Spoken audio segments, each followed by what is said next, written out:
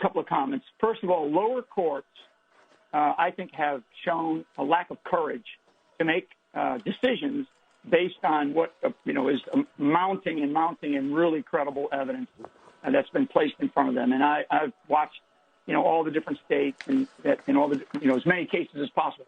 The Supreme Court and our constitutional process in this country. First of all, this should never happen again. This should not be happening, but it is.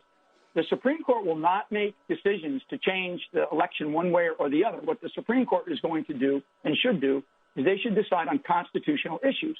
So they may, the outcome of the Texas suit, as an example, may not be one that people, like or totally understand. But what I think the Supreme Court will do is push things back to the states and say, look, there's a process. The states' legislatures are supposed to be the deciders in this case.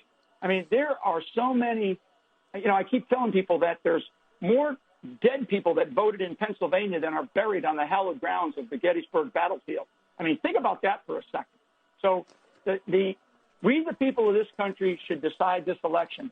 The court system should not decide it. The courts and the Supreme Court in particular, they'll decide on whether to say you can use this, you can use that, you've got to throw these things out, you've got to throw those things out. These are unconstitutional steps that clearly were done by states like in Georgia, in Arizona. I mean, my God, Governor Kemp and Governor Ducey out in Arizona, these people should be ashamed of themselves.